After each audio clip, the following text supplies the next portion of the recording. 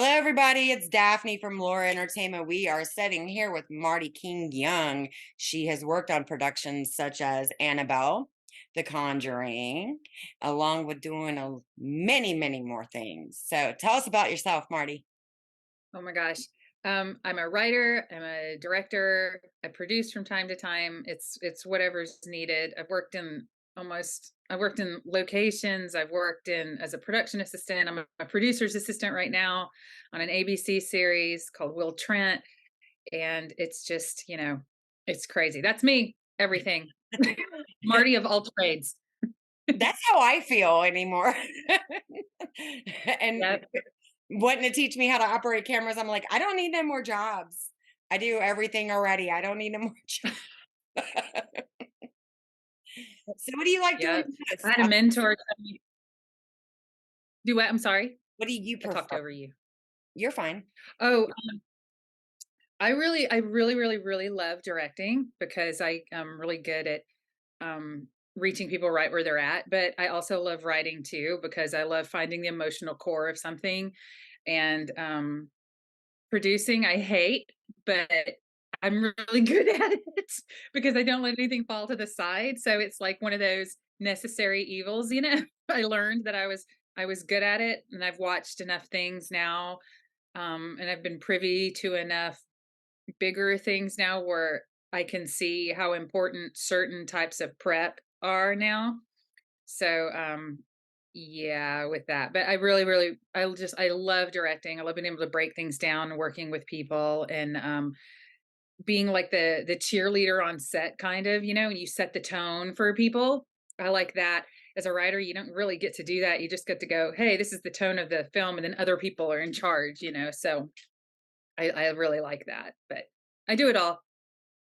Writing is really, I mean, it's hard, but it's not, depending on what you're writing about, the writer's block, good lord, but I mean, I think I adjusted with writing because in school and college, which is funny because I have a degree and nothing I'm never going to use now.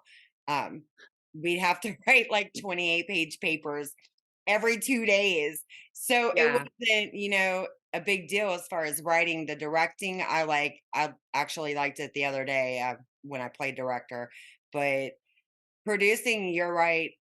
I mean, it's honestly, it's a pain in the ass sometimes, you know? It is Yeah. because everybody, you have to trust people to follow through, but at the same time, you're also that sort of like that bulldog that's making sure people are following through, the department heads and Yeah. everything. And I don't like doing that, but I mean, you have to somewhere. So when I produce, I'm always having a plan A, B, C, and D, like if this falls through, like pivot, like how fast can we pivot? And that's saved my butt more than a time or two. But yeah, it is a pain in the butt. It is. It really is. I wish I could just trust people to do their jobs and everything would be great. And I would just be like, oh, all I have to do is direct. And usually I'm winding up doing both. Right. I know. I mean, I love always having plan A, B, C, Yeah. regardless with anything. It doesn't matter what it is, anything. I've always got that. One skill they teach motorcyclists: when you're riding on a motorcycle or when you're driving the motorcycle, you always have to have those exit strategies. So you got to hang back a little, before you know which way you're going to have to go. Yeah. Just in Yeah. case. And it's actually a good thing in life too if you use that in life because yeah, there are the moments and some people don't follow through. Yeah. They Oh yeah. don't. And that really sucks because people should be, they should keep their word if they're going to Yeah. do this, you know. Yeah. Yeah. I So how agree. long have you been doing this? You've been doing this for 25 years? Oh, I'd probably say about 20 years. I started off well, my dad worked for NBC, so I grew up in television. Um, and then I moved to Nashville and I went to school. I got married, got divorced, put myself through school, put myself on an ambulance so I could take care of the kids because I could do that like in one semester. So I was an EMT for like 6 or 7 years. I got tired of my back getting hurt, and so I was like, I need to get out of this. So I got a job at Vanderbilt, in charge of the student health program there. And from there, I found out that you could audit classes one a semester. And I was reading this book about screenwriting called Your Screenplay Sucks 100 Ways to Make It Great by William Akers. And I loved it. And I was like, oh, I wonder if they've got a film program. And I looked it up and they did. And I was like, I wonder if they have a screenwriting program. And it was the author of the book. And he was doing it. And I was like, it's a sign. So I audited all the classes. So I basically have a Vanderbilt film degree, but no paper to prove it. But from there, he became my mentor. He's a really good friend now. He got me my first job, and then from there, it's just all. It's always just been, somebody calls and checks up on you, and and then it's all people. It's all relational. And so then I've been working ever since. And then I moved from Nashville to Atlanta after about probably 8 years of doing that. And then I've been here for 5 years. So where are you right now? I'm in Atlanta. In Atlanta? Yeah. Traffic. I hate the traffic down there. It is the vortex of hell. All Oh my I god. can say. I know I'm gonna agree with you on that because when I came down there the one time and it was 7:30 in the morning and I was like, "Oh hell no." Hell It's no. all the time. It's like that at 1 in the morning. I'm like, "What is going on? Why? Why?" And then, oh my gosh, and then when Taylor Swift was here, I was like, "I'm not even going outside. I'm not even going outside." I just stayed indoors. It was Man. insane. It's I, awful. I tell everybody, especially incoming directors on our show, they're like, "Oh, we're 30 minutes or we're 15 minutes away from the studio." And I'm like, "Give yourself an hour. Give yourself an hour to drive." "Oh no, we'll be here. It's 15 minutes." "Nope." And they would be like, "We should have given ourselves an hour to drive." And I'm like, "Called it." like California when you're going down the highways down there and oh, we'll be there in a half an hour. See you in about 5. Yeah. You should have left a couple hours earlier. Yes. Oh my gosh. It's the traffic is bad and the people drive stupid. And I don't understand not using turn signals. And I don't understand driving in the fast lane and slowing down to like 30 miles an hour. I don't understand that. Like, move. Just move. You got the road rage like I do. Get out of my way. Yes. Like, what are you doing? Oh my gosh. And then they can't figure out four-way stops. And God help you if you find a roundabout, because nobody in America seems to know how to use those. And I'm like, it's so simple. Please just yield and go. Yield and go. You don't have to wait. Sorry. Okay. A lot of angst on that. The first time, I mean, because the way where I grew up, I mean, it was all back roads and stuff. I mean, I grew up in Vegas, but when I moved back here and they actually built a roundabout. So this was like my first roundabout experience as far as driving. I went like in the circle and I'm like, what the hell? Can't it just take me to the damn road? So finally, you know what I mean? It kind of cut off. I'm like, okay, I get it now. But it was weird because I was just circling. I'm like, okay, what the hell? And It's finally, like, I know, it's like that scene out of Christmas or not Christmas or Family Vacation where they're like, "Look, kids, Big Ben Parliament." They just keep going around Big Ben because he doesn't know how to get out of the circle. Oh my gosh. that Yeah, it's me. crazy. Might have actually been me. So, what was it like to work on the set of The Conjuring? It was really, really fun. We had such a blast. I was on The Conjuring 3. Um, and it was really, really fun. Vera Farmiga and Patrick Wilson, absolutely beautifully people, just beautiful people. Just they care about the cast, they care about the crew. They're amazing. Um, we had a little boy on the set. He was always fun. We had a lady who was just as tall as the little boy. She was our contortionist. So when he like gets possessed or whatever, she's the one who's like cracking her bones and everything. So they're both running around in PJs together. It was like something out of The Shining. But it was really, really fun. It was I mean, I just remember a lot of laughter and just I think it was Gary Doberman's first time to direct. And No, he didn't do that one. I'm sorry, this was Michael Schaaf's. So he had just finished La Llorona, and he was on here. So he was so excited. His enthusiasm was absolutely infectious. So Michael Schaaf's would go to every department and he would be like, "Hey," and we just like all jump. I was working on locations on that one, and he'd be like, "I just want you to know, I'm so glad y'all are here. We wouldn't have any of these sets if it wasn't for you. Thanks, locations." And he'd go down and he'd be like, "Editing. I wouldn't have a movie if it wasn't for you." You could just hear him like making the rounds. So that part was great. It was a lot of fun. It was we had I that was the first time I had ever worked in locations, and I was the coordinator on that one. Mhm. So I learned a lot of things. Like, I didn't know that locations was in charge of all of the porta potties and the water mains. I didn't know that they were in charge of anything like that, or setting up trash bins, how many trash cans we need and stuff like that. So that was a really new experience for me. And so I learned a lot, made a lot of really good friends that I still talk to this day. But it was fun. We had some spooky stuff go on. We had a piece um that was supposed to be the totem, and there was a girl there who is a card carrying Satanist. And so they would go to her and she would tweak it to make it be authentic for whatever this witch was. And I was like, okay. So it kept disappearing and nobody knew where it was. Like we had a very good props department. Like when it was on the cart, nobody went near props. And it would just be off and we found it, like, I think two stages over, like, burned. We're just like, who is doing, and no, none of the like, no CCTV footage, anything like that. It Wow. was just weird. So yeah. And we would have an exorcist come out to the set. He would come out, I think he came out 3 times total through the whole thing.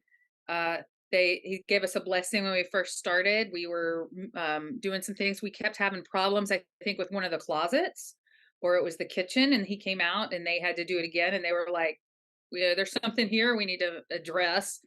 So Yeah. they did that for a while, and we were hung back. And then afterwards, yeah, that was crazy. I mean, it was. I'm Have glad you it was heard the rumor about this movie though? The movies, not just that one. there. Mhm. I read something, when was it? Because I love the Conjuring movies. I do too. It was maybe before they made the second one, I'm thinking, or it could have been after. Maybe it was before the third one. That the scene, or the supposedly that the movie was cursed. Hmm. It was, I can't even honestly remember who wrote that or where I read that, but it was about, the filming of it, and it might have been back from, the first one that I'm Yeah. thinking. And as far as, like, the Annabelle and all those movies, like, supposedly this is what it stated in this article, that anything to do with that was basically cursed, and I'm like, I understand that sort of, because a lot of the movies about possession and stuff like that, I get it. And I mean, these stories are true, but they're adapted. But still, did you ever get that vibe when you were on the set? Outside of what you just told me about, did you ever get a vibe like that when you were on set? Um, I didn't, but I remember Vera had said that on the first one, she would leave and she'd have scratches on her back. So they had to stop and they brought in an exorcist from that. So I think they were bringing that on for her too. So she was getting scratches. On the second one, Joey King was in it, and she had some sort of problem where she had to go get blood transfusions, and they said there was a problem with her blood, and as soon as she wrapped, it was fine. She was completely fine. She's never had that problem since, but they were literally having to do her entire schedule around, I think, blood transfusions, if I'm not mistaken. So when this came on, everybody was like, if you see something weird, say something now. Like, it was like, don't hold it to yourself, please. We want to know. No one's going to laugh at you. um I don't think I think we had, I'm trying to think, on the Annabelle movie, because I was on Annabelle Comes Home, we had a weird thing in the artifact room where the artifact room started shaking on its own. And it was, yeah, and it was unplugged, I think, because Bob Shelley was our guy, and he was like, that shouldn't be doing that. And everybody just sort of cleared out. And then the exorcist was brought in for that one. Um but as I didn't think we had any problems with the cast getting sick, but again, I was in locations and I wasn't on that set very much as I was on like Annabelle. Annabelle was really fun. And McKenna Grace was in that one and she's so cute. Well, I ask because I mean, I have some people don't believe in paranormal, some people do. I do. I actually have footage. I have an EVP of this house. Oh I've my. been hit in the chest here. Ew. I had taken a picture and I had sent it out to a couple people because I was concerned about the picture. I'll send that to you. I'll show you after we're done. Yeah. Um, just wondering, well, one medium was so worried that she wouldn't even text me back, about it.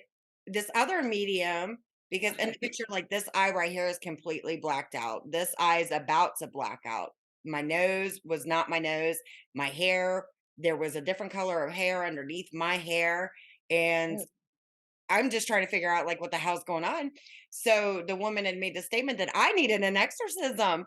I'm like, so I reached out to a church, three of them, and they're more yeah. like, oh, you're on your own because I have never gotten response back from 'em. Oh no. Oh my gosh. Why I asked because I'm really curious about paranormal stuff like that. But it was Yeah. just weird that it's happened to me. And I mean, this is something I have to deal with, but Yeah. it's just crazy. But I Yeah. mean, like when you get on certain sets and the vibes, and you can tell, but movies like that based on, truth, but you know how they're written, Oh, but yeah. it makes you wonder, you're pretty much just watching like, okay. Is anything moving on its own? Right. Well, we would like they would be shutting off everything, and they were like, "Oh, can you go grab that?" And like I remember there were like PAs that were like, "I'm not going in there by myself.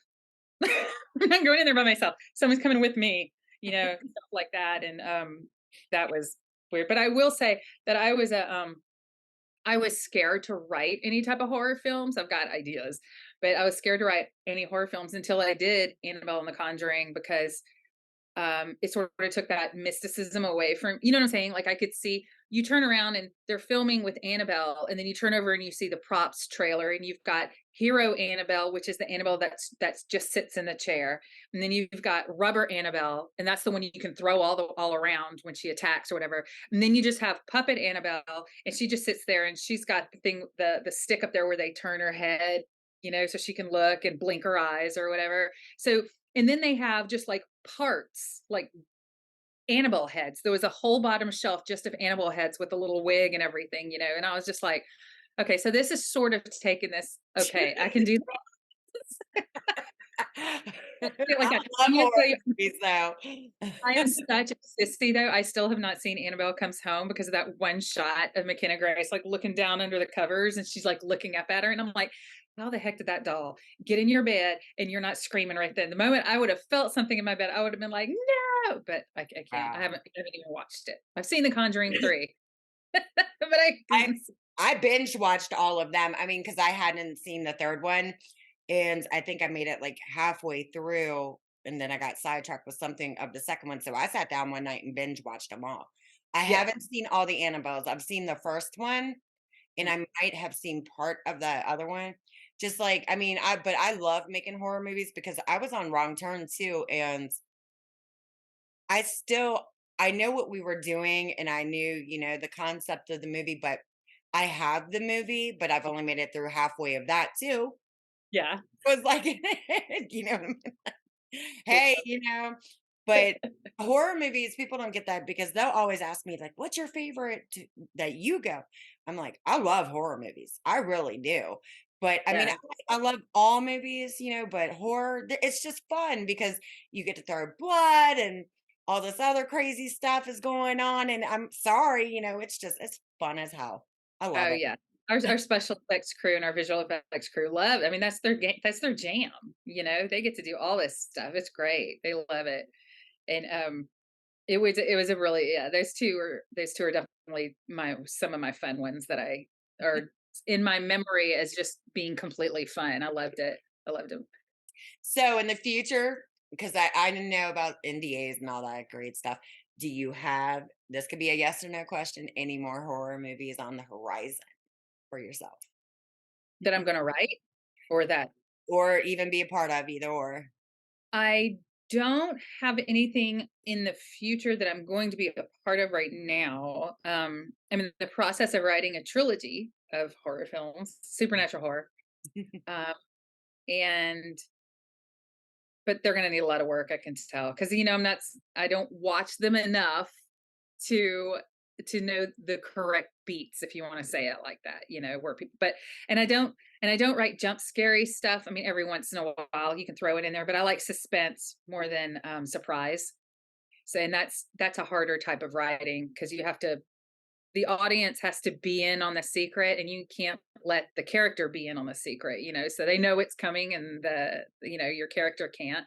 So I've got a first draft of the first one, and then the second one it's going to like follow a kid, and then she's going to be like in her teenage years, I think, and then she's going to be older. So it's going to be like the trilogy, just following her life. So, I mean, do you have any tips later for aspiring, anybody aspiring wanting to be in this business? Because this business, it's hard and people just think it's so easy, but it is not easy. It's hard. It's very hard. I would probably say, if somebody's trying to break in, to see if your state has a film commission, to because usually there's a website, and I don't know how other states do it. For Tennessee and for Georgia, they list like everything that's coming to town, or what's around them, and this production companies have their email addresses, and so you can write and ask, to be an office PA or a PA, just to start off. And then once you start doing that, you just start meeting people. People say that you should network, and I don't really like that term at all, because networking to me is like you go to a really stuffy soiree and people are at high boy tables drinking gin or something and trading war stories, and you're just trying to hand out your business card. And I think it should just be called making friends, because that's how you're going to get jobs. You just go to somebody and you find out if you vibe or not, and if you don't, that's okay. Yeah. They're going to have a completely different niche of anything that you're going to work on. Like, this is really, people think it's such a competition. It's really not, because your voice is separate and different than everybody else's, and you're always going to bring something that's different, whether it's in your directing or your ability to manage while you're producing, or with your writing. So I would just say, go hang out with sets, and go hang out on sets, and be nice to people. Or if there's not a film commission, check the local universities to see if they have film classes, there. And you don't have to take the classes. I mean, if you're an actor, you can sit there and you can send in your resume to them, because the students have to make films. So then you start getting acclimated with kids when they're starting out. A lot of people toss that aside too, but those kids are going places, like it, what, 20 years ago, who was JJ Abrams making Lost, right? But before that, everybody was like, oh, he's a cute little kid, right? I mean, and then also get to know the assistants of people, like directors assistants and producers assistants, Yeah. because I tease people and I say I produce the producer, which is exactly true. you know I know when the meetings happen, and I know what happens in the meetings, and I know timings, and I know how to check ahead of things. So if there's questions, they always want to help, and also respect them too, because they're not always going to be assistants. Some people like to forget that too, and they just think we're just some lowly position. And while we are, and we don't have like a union for assistants, it's still, we're the ones who are making content and doing things on our own too. Yeah. So it's all about making friends. It's all about just getting yourself out there, getting your name known. Don't be pushy, just be helpful. If you go like with altruism on your mind, and just be like, how can I help you? I really just want to help you. And you don't ask for anything in return. You're going to find people opening doors for you all over the place, because you're not reeking of desperation, and you're not coming across like some weird leech. Them when you see them. And Yeah. so do producers and directors, and you can feel it. And everybody's met some people like that before, and nobody likes to be around them. And nobody Let likes me to be let me around bring people this with to your attention, and this is Oh, something that I've had an actual issue with. Um, okay, how do you feel about actors that are just going up and down people's IMDb pages and contacting people like oof. producers, directors, people that they really people that have affiliation to films. Um, what's your opinion on that? Because there are people I that do that. Yeah, I think because I'm on the other side of that, so I see when these things come through, and it makes those people look extremely amateurish because they should have an agent that's doing that for them to get them their jobs, and it does not help them. And I know that everybody says there's not a blacklist in Hollywood, but there's a blacklist. And everybody has one. Every producer, every director has one. There's people that they will not work with. And when stuff like that pops up, that usually winds where they wind up. I mean, if it's a different, I mean, if you're just reaching up out of the blue, you don't have anything to talk about, you don't know that person. See, you're networking, and it comes across as networking, a leech, and desperation, and they're not going to respond to that. So Exactly. that's what Exactly. I I've say. had I've actually had that happen. People reaching out to people that they should not be reaching out to, in my opinion, is well, nobody's going to work with you if you're doing that. You first you got to earn that right in this business to be able to contact people, Yeah. don't contact these people if you're just an actor. It's not right, and it's not good. It's never going to look good on you because they think the industry's so big that people don't talk, and that's where they're wrong. It, right.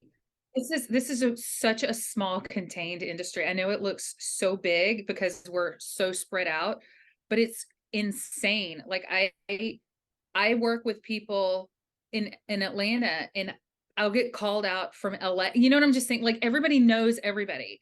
Um, I worked with like on Class of '09 that just dropped on Hulu. I worked on that.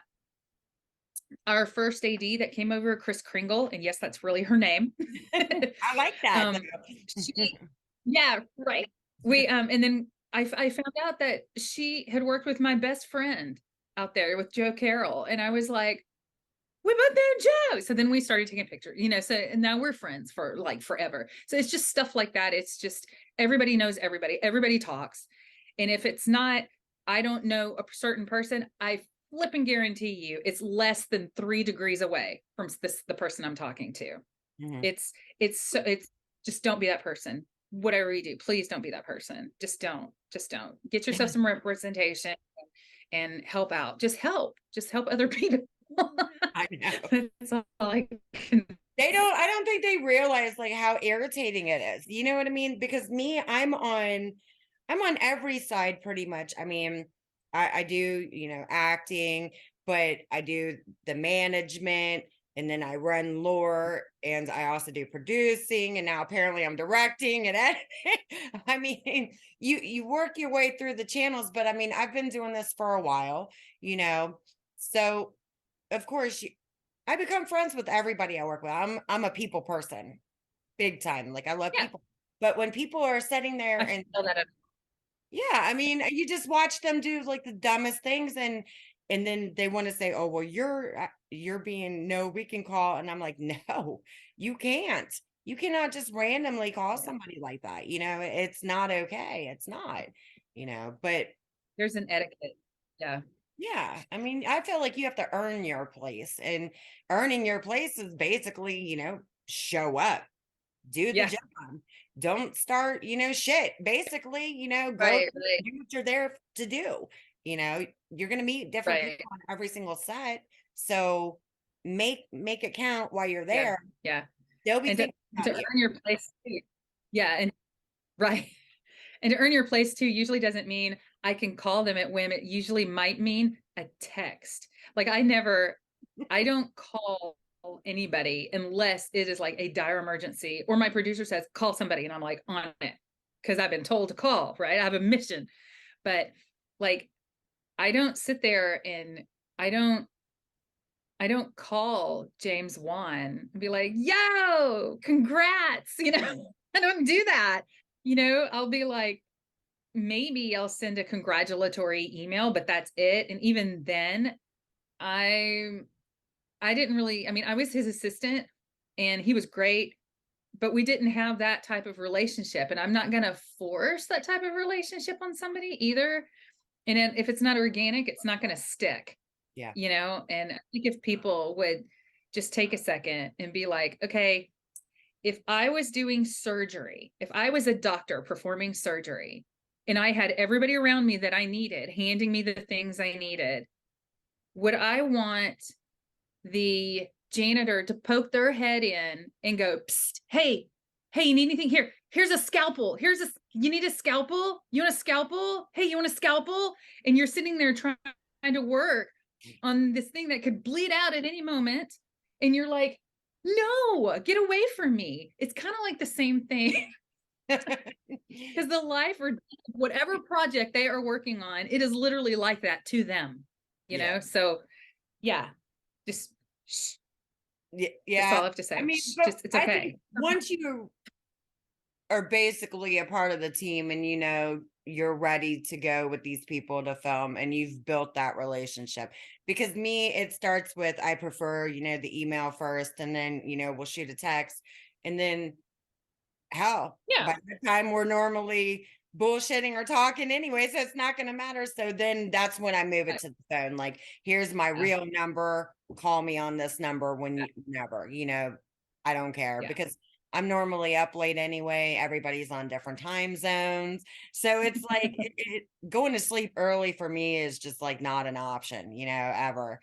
But I mean, same. I'm a phone person. I'll text what I need. And then if it's important and I know those, what I've written, hey, just call me at this point. If you're going to write me a book, call me, pick up the phone. I have no problem with that. Just call, Yeah, if we've got that kind of relationship. If it's a right, right. random person that I really have not worked with long, then it's drop me a Of course. text, shoot me an email until we can get on board. And then, like you said, you just meet people. Sometimes you don't jive, and Yeah, that's when you just do your job and on to the next project. Yeah. yeah. It's And always that's okay because I mean, there's been people that I don't particularly, I get along with everybody, but it's not somebody that I would go and hang out with after work. Let's just say that, right? It's just like, okay, I'm working very well with you because I have to, but you're not somebody that I was indifferent, right? yeah. But because I was always nice and pleasant and kind and, things like that, they still referred me to a job. It's better than, and that's helpful. That's networking, and I'm just like, I don't understand because I've seen people really do a lot of damage to their careers by like if they don't like somebody on a set, they just let everybody know they don't like the person on the set instead of just shh. You don't have to let everybody know. Just be quiet. And why? First of all, why are you having a problem with somebody? And why do you have to be that vocal about it? Grow up. You're not in the fourth grade, right? And then it's just, and then they've shot themselves in the foot so badly because number one, now they're gossiping about somebody, whether it's true or not, because I'm the type of person I'm like, I haven't heard both sides of this story. I'm not involved. I have not, unless I hear both sides, I'm not going to weigh in on this. That's just me. But, also because they're sort of like peddling the negativity around the set and everything. And it's just bad. It's just bad. Nobody, it's hard enough to make a movie, a show, a series, a webisode. It's hard enough. You don't need the extra stress of two people not being able to work together. Be a freaking team player. That's all I have to say. Thank That's you for the way coming to I my TED feel Talk about it. today. And I mean, I've gotten called some pretty choice words about it, but I'm just like, look, we have work to do, and all of the bullshit basically is exactly what it is. It's bullshit. And that's when I normally get called them choice words, but I don't care because it doesn't offend me. I grew up with 8 brothers, Oh my whatever, gosh. whatever. And I mean, but I'm like, you just don't want to hear the truth. Yeah. And Yeah. that's what it is. I'm brutally honest. A lot of people don't know how to take that, and they're just like, she's a bitch. And I'm like, it's not me being like that. It's just we have stuff we've got to do, and you guys, you're either on board or you're not. If I see you're going to be a problem before we get it started, you're gone as soon as I see the problems arising. And it doesn't matter to me. And I'm like that with everybody, and you got to keep the ship running. It's going to run, but I Yeah. mean, if you're a problem person, then you got to go. You got to go. Yeah. I can't do it at all. So do you have a motto that you live your life by? I ask everybody that one. Oh my gosh, a motto. You Mhm. know, I do. My son created Wonder Boy, right? That's The Adventures of Wonder Boy. That was the short film I made for him. He's in it. And he's a superhero in Wonder Boy, obviously. And his motto is help others and make a difference today. And I think that is probably what it is. That's that's definitely it. Yeah. Help others and make a difference today. Um, yeah, that would be it. And of course, and then I mean, my mentor, he told me, if you learn how to do everything, you'll always have a job. And I saw some people who were like, well, I'm a director. I don't need a PA. And I was just like, well, I'm going to go PA and I'm a director because I'm going to go meet a new crew and I'm going to learn some stuff from these people, even if they're kids. You don't know where they're going. Mhm. You know, there was a girl that sat next to me in my screenwriting class, and now she's like one of the top agents over at CAA. I'm like, y'all don't know who we are. You never know who anybody is. So, but help others, That's make a true. difference. Even if it's just as little as walking past somebody like costumes or something and just go, you know what? I know nobody ever says this to you, but thank you for doing what you do and you're valuable. I see what you do. And they will all of a sudden bend over backwards because it's the payment, not even really a payment, but it's the acknowledgement of the hard work and the blood and sweat and tears that people do that will endear them to you.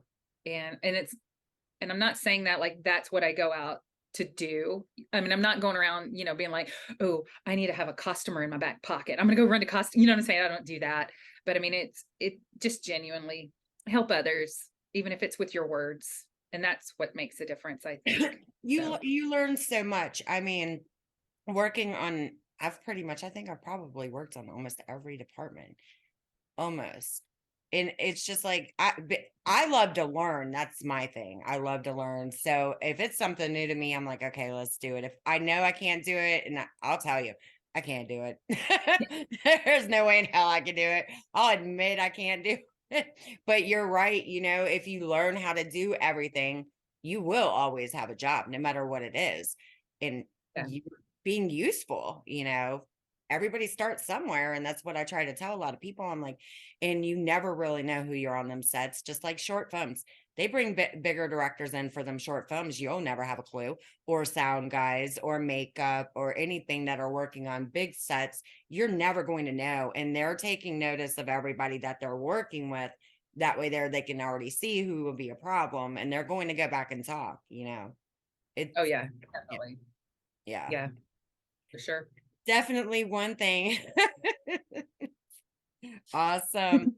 All right. So I think we are going to wrap this up. I want to say thank everybody for watching. Thank you guys for watching. Thanks to Marty, definitely, for coming on. I definitely need more women to come on the show. Or, well, I mean, little series thing that I do, because I mean, it's all men.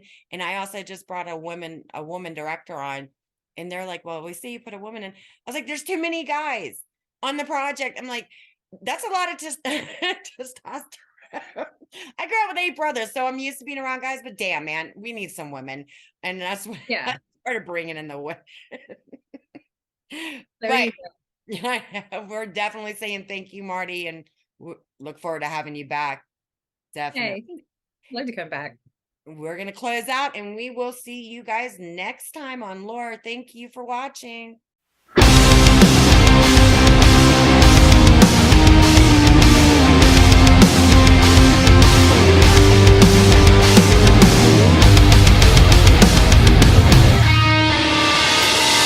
I know what you're thinking.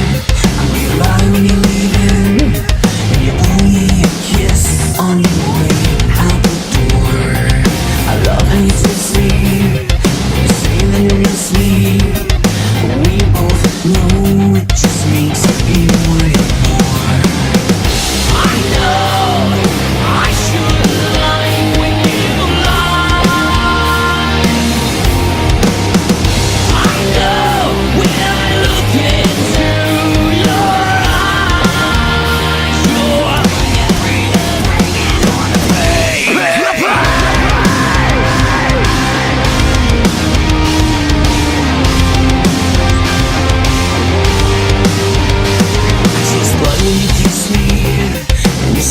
you bless me?